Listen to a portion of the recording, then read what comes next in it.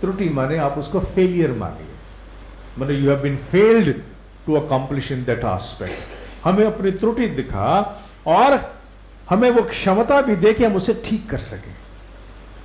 और हम सुबह जब कभी दुकान या फैक्ट्री खोलते हैं तो इतने भयभीत होकर खोलते हैं, ऐसे ऐसे करके, फ्रॉम ऑल डिवाइन पावर्स डरे होते हैं, सब ठीक ठीक रहे, सब ठीक ठीक जाए, सब ठीक ठीक हो। सो स्केयर्ड। और उनकी शुरुआत बिल्कुल विपरीत स्तरों पर हो रही है कि वो दरवाजा खोलते समय धूप बत्ती जलाने से पहले दरवाजे पे कह रहे हैं कि गलती दिखाना दरवाजा खुलते ही, शो मी सम प्रॉब्लम।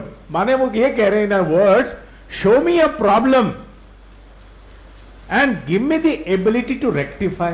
माने मैं फैक्ट्री खोलूं तो मुझे एक समस्या दिखा जिसे मैं ठीक कर दूं। सामान्यतः भारत में तुम कल्पना भी नहीं कर सकते ऐसे भाव के। हम देखेंगे भगवान बस डर डर के हम जाएंगे, शायद डर डर के हम चले इसलिए हम टोयोटा नहीं बन पाए, चाह करके भी हम टोयोटा नहीं बन पाए। और वो क्योंकि उस रूप में चले इसलिए उन्होंने ऐसी अवस्था भी प्राप्त की कि अमेरिका के समूचे ब्रांड्स में लगभग, बाहर कंपनी का नाम कुछ और होता था, अंदर इंजन टोयोटा के होते थे। It's very surprising. आप में से बहुत से लोगों को पता होगा कि बहुत लंबा समय अमेरिका में ऐसा बीता है, आज तो शायद नहीं होगा, कि जब कारों के नाम तो अमेरिकन ब्रांड के होते थे, अंदर इंजन टोयोटा का होता था। ऐसी स्थितियां भी आई थी। क्यों? क्योंकि उन्होंने त्रुटि को एक बहुत बड़ा अवसर माना। कहां अगर ये त्रुटि सामने आई, if it's a failure we'll accomplish it, इसका मतलब हमारे ध्यान देने में कोई कमी हुई है। अनासक्त व्यक्ति अपने हर फेलियर पर यह विचार करेगा बालकनी में खड़े होकर, क्योंकि ऐसे निर्णय बालकनी में खड़े होकर ऊपर से देखे जा सकते हैं, नीचे जमीन पे तो व्यक्ति गुथम गुथा हुआ पड़ता है। अनासक्ति माने अपने आप को बालकनी में खड़े होकर देखना। साधारण भाषा में बालकनी से नीचे चीजें बड़ी साफ दिखती हैं, आसपास की भी दिख जाती हैं, सुनाई भी देती हैं, दिखाई भी देती हैं। बालकनी का एडवांटेज ये है ना, पहली दूसरी मंजिल की बालकनी में सुनाई भी देगा, दिखाई भी देगा। तो बालकनी में खड़े होकर अपने फेलियर्स का अवलोकन करना, यह संन्यास भाव है। और सामान्यतः फेलियर को हम क्या मानते हैं? फेलियर हमारे यहां पर बहुत बड़ा स्टिग्मा है। फेल हो गया, हम उसे हीन मानते हैं, अपने आप को हीन मानने नहीं देना चाहते हैं। पता नहीं क्या कुछ हमने उसके साथ जोड़ दिया। अगर हम प्राचीन भारतीय मनीषा को धीरे धीरे अपनाना शुरू कर दें, इस पूरे विश्व में हमसे श्रेष्ठ कोई मैनेजमेंट की कल्चर, कोई क्वालिटी की कल्चर कल्पना भी नहीं कर सकती है। यह सच है।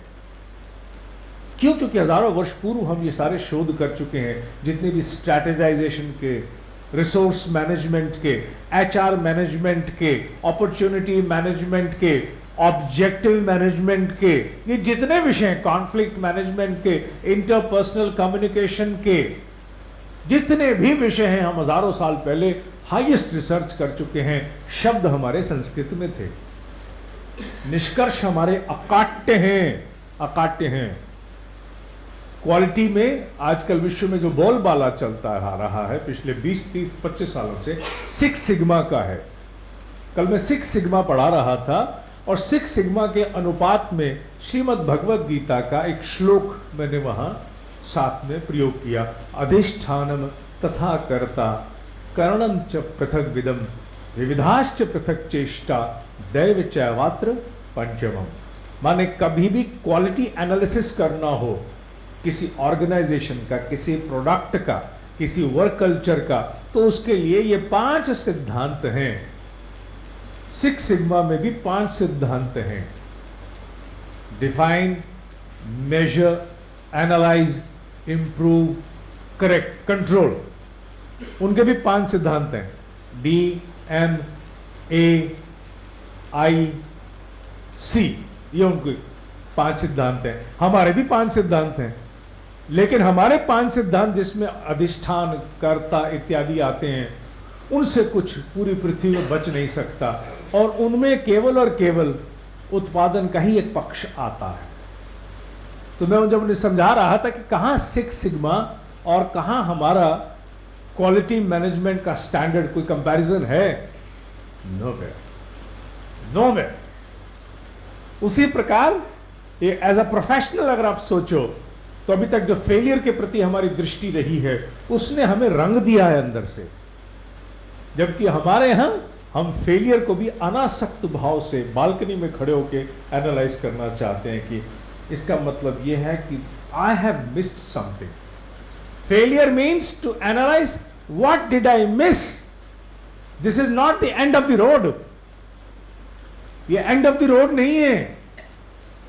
यहां रास्ते बंद नहीं होते, यहां रास्ते खत्म नहीं होते हैं, यहां रास्ते केवल ज्योतिष शास्त्र की तरफ नहीं जाते हैं, यहां रास्ते केवल देवी देवताओं की तरफ नहीं जाते हैं, यहां रास्ते शनि मंदिर की लाइन के लिए नहीं निकलते हैं, यहां रास्ते विश्लेषण के लिए निकलते हैं, विवेचनाओं के लिए निकलते हैं, तार तार बेतार करने के लिए निकलते हैं। क्यों? It can not happen, I must analyse.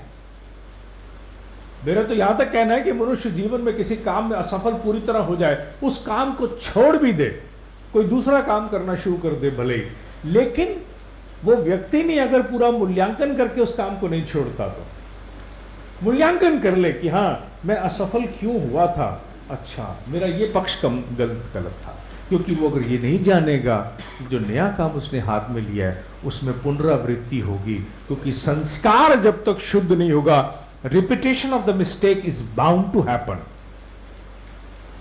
Correction must be there. आप भले वो बिजनेस कभी जिंदगी में ना करो, आप गुब्बारे बेचने का काम करते हो, नहीं चला, आपने पापड़ बेचना शुरू कर दिया, बट यू मस्ट एनालाइज मेरे गुब्बारे क्यों नहीं बिके। क्योंकि अगर गुब्बारे ना बिकने में अगर कोई मेरी त्रुटि थी तो मैं कम से कम पापड़ बेचते समय उस त्रुटि को दूर कर लूं, वरना रिपीट करूंगा। दिस इज हाउ अनासक्त भाव से संन्यास का अनुभव करते हुए कर्म योगी कैसे आचरण करेगा। यह है ज्ञान कर्म संन्यास योग। तीसरा पक्ष फॉर अ प्रोफेशनल, मैंने केवल 3 उदाहरण लिए, ज्ञान और कर्म के साथ, माने नॉलेज और एक्शन के साथ संन्यास को, डिटैचमेंट को समझाने के लिए। तीसरा पक्ष है परफेक्शनिज्म। आजकल परफेक्ट होने के बारे में बहुत लोग सोचते हैं कि we must be perfectionist, our ultimate benchmarking is perfectionism. हम उस तरफ आगे जाना चाहते हैं, परफेक्शनिज्म की तरफ हम आगे बढ़ना चाहते हैं। अनासक्त भाव से सोचा जाए, आसक्त भाव से सोचा जाए तो मनुष्य अपनी चीज को गलत कभी ठहरने नहीं देगा। जी बेस्ट क्वालिटी है भाई साहब, इससे ज्यादा क्या करूं, मर जाऊं, इससे ज्यादा क्या करूं, मर जाऊं, इससे ज्यादा नहीं हो सकता, आपकी नाक ही टेढ़ी है, आपको समझ में नहीं आ सकता। मनुष्य इस प्रकार की बातें भी कर सकता है, लेकिन अनासक्त भाव से परफेक्शनिज्म को, माने उत्कृष्टता को, निकटवर्ती शब्द हिंदी में सबसे अच्छा उत्कृष्टता है। उत्कृष्टता को अगर हम बालकनी में खड़े होकर के देखें, परिपूर्णता शब्द को अगर बालकनी में खड़े होकर देखें, तो इसका अभिप्राय एक ही है। वो क्या है? It is an endless process. वो कभी ना पूरी होने वाली यात्रा है। इसलिए आज मैं जहां भी हूं, I may not be perfect, but I must understand one thing, I must keep moving towards perfectionism. ये क्यों मैंने कहा? क्योंकि इसके कारण बहुत बड़ी मात्रा में लोग अपने जीवन में पहला कदम नहीं उठाते।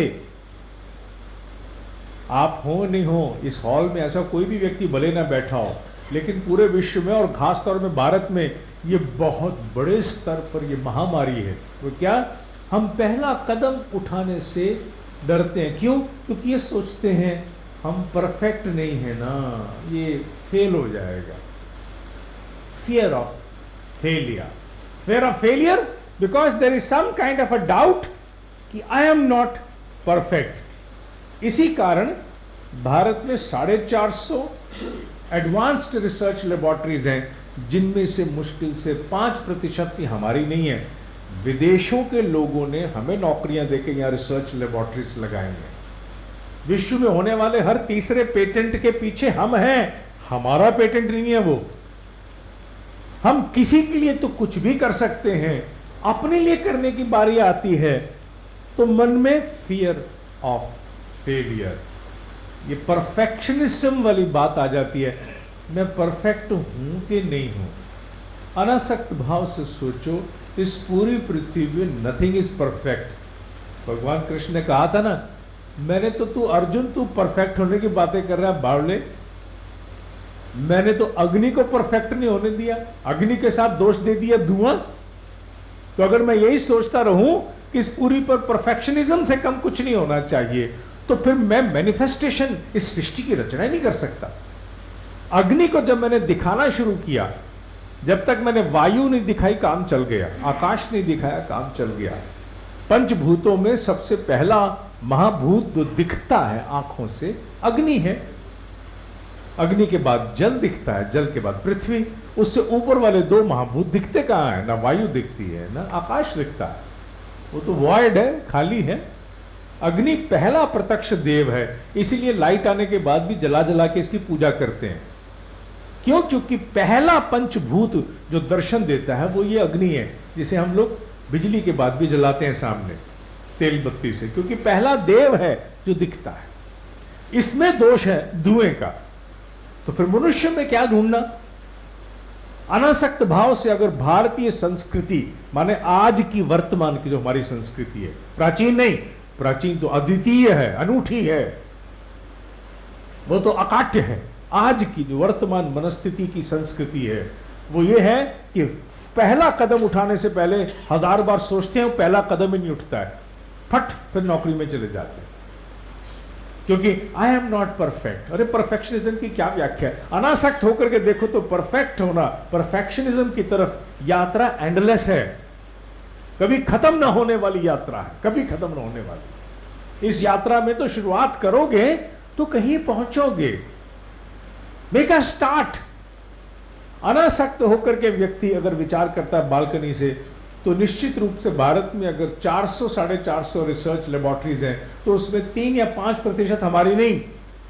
अगर ये संस्कृति बदल जाए तो आने वाले 5 साल में हो सकता है 40% रिसर्च लेबोरेटरीज हमारी अपनी भी होंगी। क्यों? क्योंकि हम ये विश्वास कर लेंगे, फार्मा सेक्टर में जेनेरिक मेडिसिन को छोड़ करके रिसर्च ओरिएंटेड मेडिसिन में भारत लगभग अब धीरे धीरे बाहर निकल रहा है। क्यों हो रहा है ऐसा? सोचना